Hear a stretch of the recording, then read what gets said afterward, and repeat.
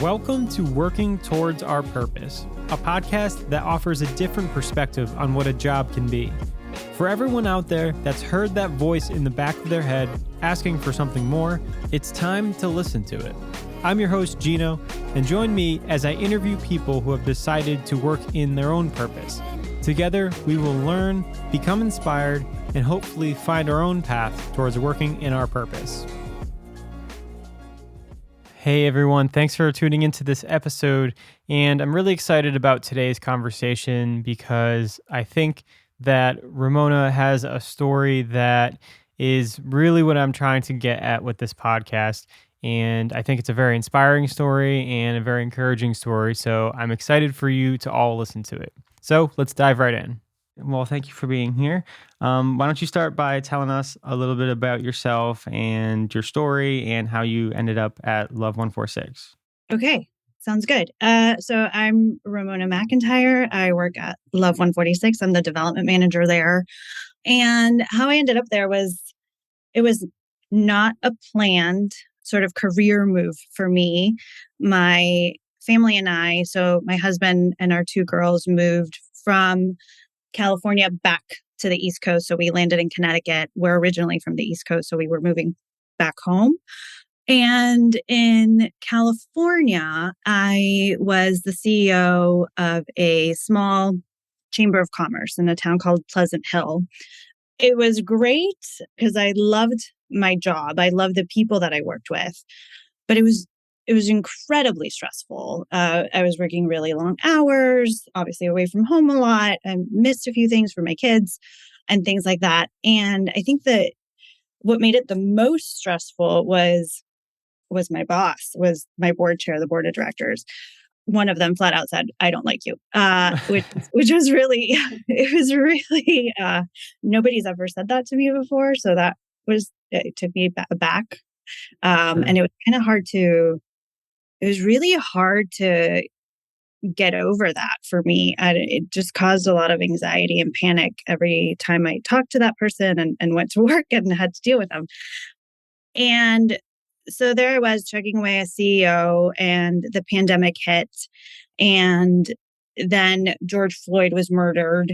And my director of marketing at the chamber said, "Hey, I think we should address this. I think we should say we're supporting BLM." The city manager for the city of Pleasant Hill, they had put out a message in support, and so had the chief of police. And so we're like, yes, absolutely. We're an organization in the city that's important. We absolutely should pro BLM do all the posts. So the post went out on a Friday. Saturday, one of my former employees, who I had to let go, unfortunately, posted some really nasty comments about the post, the pro BLM post, saying that the Chamber of Commerce is supposed to be pro-business, and that by supporting Black Lives Matter, we're being against business, and that we're the reasons that there's all these protests and that the businesses are closed and shuttered, which obviously is not true. And so that caught the eye of my board chair, who already didn't like me and was looking for any excuse to let me go. And this was it for her.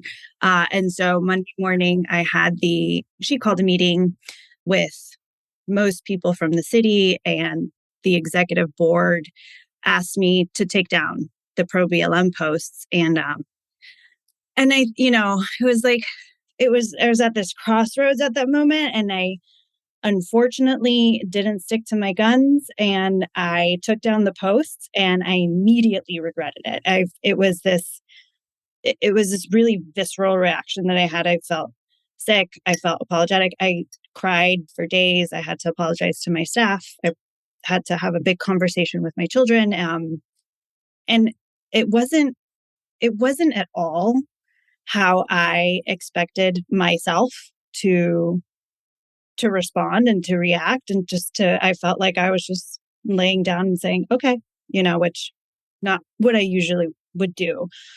But I think at that moment, I was just trying to comply with somebody who already didn't like me. And I was like, I have to keep this job. And my husband said, "Why? Why do you have to keep the job?"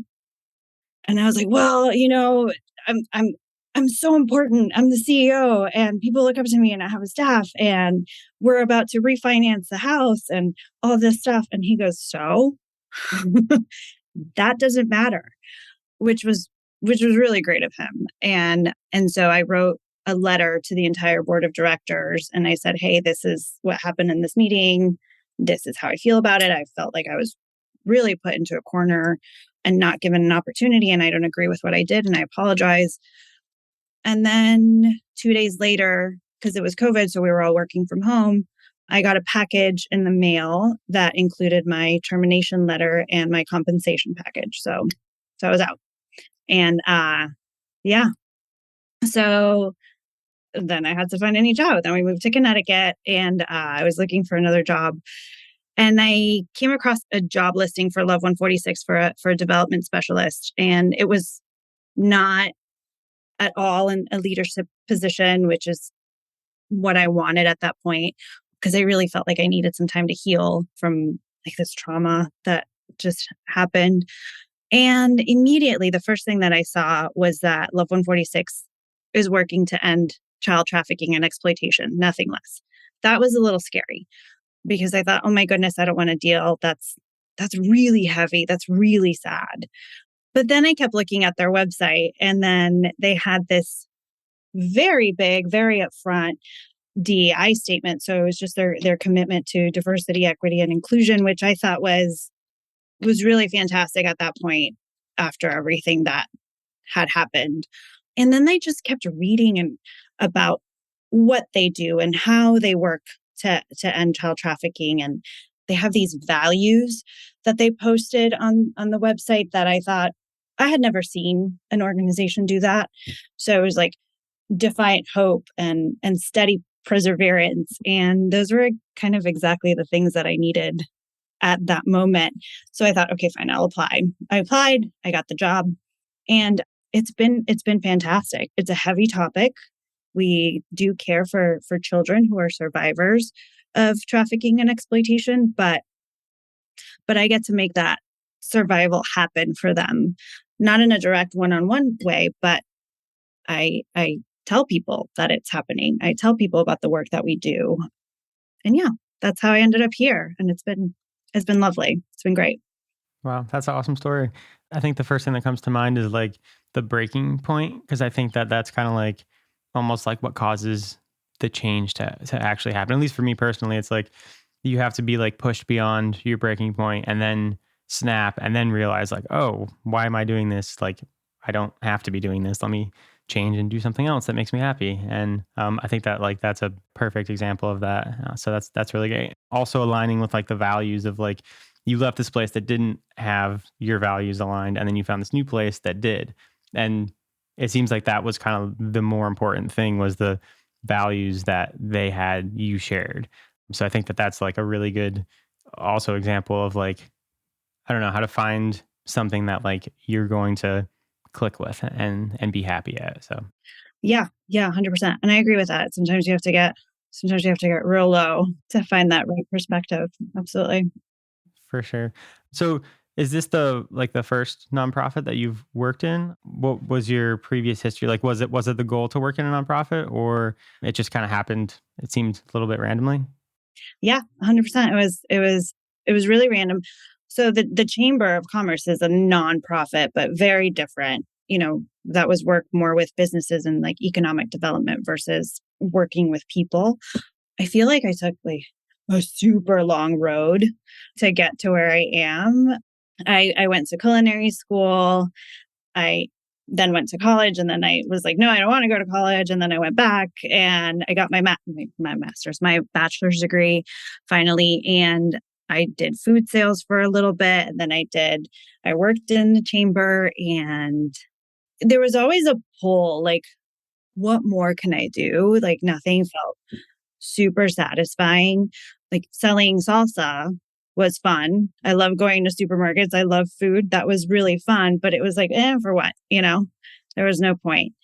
And so, yeah. And so after really like, yeah, hitting kind of a rock bottom and saying like, why am I spending 12 hours a day working at something that doesn't make me happy. Like, what's going to make me the happiest? And it's, it's helping other people and empowering other people really does make me happy. So it was kind of a long, windy road, but that's how I landed in nonprofits, and it's been great. Yeah, I've definitely had a similar past in, working, just doing something because, that's what you're supposed to do. This is the job description, but not feeling like it's connected to anything and just being super confused and being like, what, there must be more to this. Like, I don't understand why we're doing this or like why I'm doing this. Mhm. So that's definitely like an important topic, I think, is like is there something more? Because I always was asking myself that too, is like, is this it? Like, this doesn't make sense to me. Like, I did the college, I got the degree, I am where I'm supposed to be, but it doesn't feel like it is it. So I think that's always a good question to be asking yourselves. So would you say that this is the job that you like most feel in alignment with as far as like purpose and that sort of thing? It kind of sounds like it is. Yeah, yeah, it really is. It's it's fantastic for several different reasons. And I feel like right now it's my life is like really balanced. Not only am I helping, or I'm not helping directly, like I'm not a social worker, I'm not working with the children one on one, but I can make that happen, by raising awareness and bringing in donations and things like that. So that part of me is satisfied where I get to help somebody else, where I get to have somebody have defiant hope and reclaim their childhood. I think that feels really, really lovely. And also, I have balance in my life. So I was always brought up to be like, well, sort of. My family came from Nicaragua. They were very much, they were a high society, very important family. And so when they moved here to the United States in 1980, I'm the only person in my family born here. So I'm first generation. I still grew up in a very Hispanic household, very culturally Hispanic, but then also like having to straddle to be like American culture too. So like for me, I was brought up like, well, you're going to marry somebody who's very successful, and then my brothers were like, well, you're going to be very successful. So I find that I don't really want to be very successful. I've had Mm, that role. Uh, and it was cool. It was cool to say, yeah, I'm a CEO, but it wasn't fulfilling. And now I'm not as much of in that big leadership role, but it's great. Like I feel like I make a bigger impact and I have more time at home with my kids and more time for myself. I actually started a master's in nonprofit management because life feels so good, right now that I could tackle that on. So yeah. yeah, no, those are really good points. Yeah, just as far as like, I guess that's kind of like an American capitalistic mindset of like, oh, you need to have more and more, you need to be CEO, all that stuff. But it's interesting that you said you didn't find the purpose until you did maybe something smaller. And I think a lot of times that's looked at as like a negative thing, like, oh, Mhm. well, you're only doing that. Like you don't want to be the next step on the ladder. You don't want to like keep climbing. I mean, that's something that like I think personally struggle with too, because like I do a lot of like learning about business and like seeing what others did and that sort of thing. And it's always like you want to grow to as big as you can and you want to like maximize money and maximize profit and stuff like that. But sometimes you don't. Sometimes you just want to like impact. Like the impact is the thing that's the most important and not the money. So I think that's like a huge stigma, especially in this country. But yeah, that's interesting. I was going to ask you a little bit later on is like, what do you do to continue like your growth and education and stuff like that? So it sounds like you're going for a master's, which is cool. Is there anything else that you do to continually learn? Yes, the master's right now is taking up a bulk of my time. I'm an avid podcast listener and I listen to a lot of books on tape. So I like to take my dogs for a walk for at least an hour a day. And so listening to books on tape so Audible is fantastic. Then podcasts they're literally the best. I'm always listening to one. So it's like This American Life or is it History Chicks, I think is super cool. Yeah, I Nice, like nice. I do the same. I have the Audible, and then I also have there's a library app that you can use, and you can like rent books. But yeah, I love listening to books on tape as well, or books on MP3. Yeah. I guess to ask maybe a broader question, like talking about like how people define success and stuff, and especially in this country. How would you describe success, or like how would you define success, what it means to you? Yeah, that's really interesting. I think that's such a personal perspective on how you define success. I think some people still define success as, and truly so, they feel like, well, success is being at X level of the corporate ladder and making six figures, and living in this neighborhood, and my kids can go to private school, and that is success. And that's great. That's fantastic. And if you're happy there, then that's great. I think for myself, I think having balance and being happy and being comfortable, not comfortable financially, but just comfortable in the fact that I'm not having a panic attack every day when I'm going to work. That is success. I was telling my boss the other day, I was like, wow, I've worked here for 2 years and I haven't cried once about work. I think that's success. I enjoy going to work. I look forward to it. And I also really like it at the end of the day when I get to close my laptop and just hang out with my husband or my kids and have that time that feels luxurious to me because I didn't have that before. So that's what I would define as successful.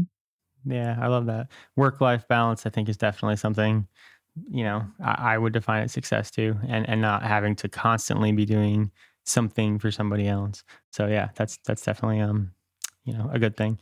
So you did mention panic attacks. I did want to ask what part as like mental health played in your job and your role, because I know like for me certainly had like a huge mental health shift from like my previous 9 to 5 to like where I'm at now. So I wanted to ask, what was that like for you? It was supremely important. So at my previous job, I was having, I think, like at least a panic attack at least once every other week. And I would hide under my desk because my office was all windows and we were on the first floor, so anybody can walk by and see me, and also like staff could see me. So but in retrospect, I don't think it was the wisest thing to like go hide under your desk. It's kind of weird when your boss does that, but that's what seemed normal to me at the time. And so I would just go under my desk and call my husband and be like, I can't do this. I can't do this.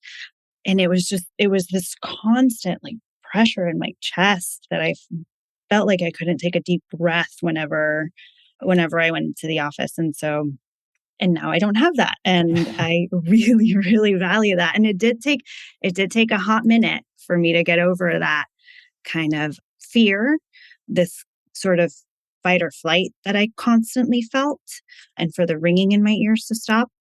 But but now I feel like I'm at a good place. And even in Love 146 as an organization really pushes us to have really good mental health. And I think it's because we're tackling such a hard issue that even if you don't have children, I think just it's kind of a punch in the gut when you hear that children are being exploited in such a way and abused in such a way. So they really tell you, like, hey, take your time off. If you need a mental health day, take it. Don't be afraid to say, hey, I need a breather. So I really appreciate that. And it's a good value that the company has as well. Yeah, that's totally important, and probably not the standard in most jobs out there. I agree. So that's excellent that they allow you to do that. So as we're coming to the end of our time here, I did want to ask too specifically like what Love 146 does, and like if there's somebody out there that like wanted to help or learn more about the cause, like what can they do? Yeah, thank you for that question. That's fantastic. So, like I said, we are an anti-child trafficking organization. We work in 3 different countries. So we do work in the United States. Here in Connecticut, we have survivor care for children who have been trafficked. And we have our prevention education program, and that's in order to prevent trafficking. So our mission statement is we journey alongside children impacted by trafficking today, which is our survivor care portion, and prevent trafficking of children tomorrow, which is our prevention education portion. So PrevEd is our Not a Number program, and that's currently being taught in 28 states. It's part of a health class curriculum, so middle school, high school, where children learn what trafficking is, what grooming is, how to identify a safe person who you can speak to if you think that you or one of your friends are being groomed or potentially at risk for being trafficked. So the goal with that is to stop trafficking altogether, to bring awareness to children. And then, of course, the survivor care portion, we have fantastic social workers who work really closely with the children here who've been trafficked. And our long-term care is it's a 1.5 year program, and they do everything with the children to be able to help them and advocate for them and give them the resources that they need in order to fully to heal and continue in their growth. And then in the Philippines, we have another survivor care program, and that's a full live-in program. We have 2 homes over there. One is the round home and one is the white home. Round home is for girls, white home is for boys. And we have children in all age ranges from 2 years old to 18 that live there, and they get everything that they need in these homes. So healthcare, education, they have a farm, they have therapy there, they have a pool. I mean, like anything that a child needs, they can get in the round home, in the white home.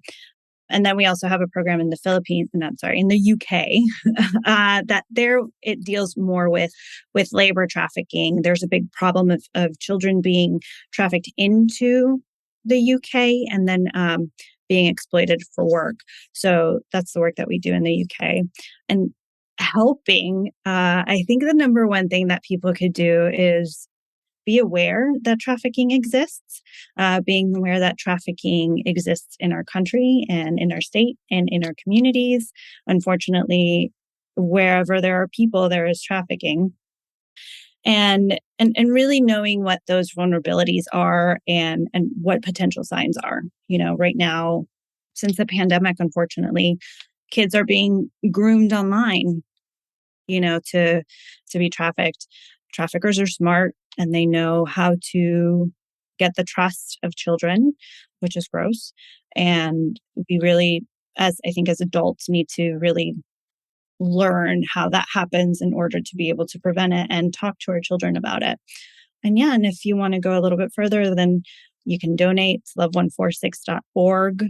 That's always helpful. And so those funds go directly to prevention education and to survivor care in the Philippines and Connecticut as well. Wow, that's awesome. That seems like a huge reach that you guys are doing and making I'm sure a big impact. So that's great work, and thank you for doing that. And yeah, and thanks for joining me today on the podcast and telling me about your story. And thanks for being here.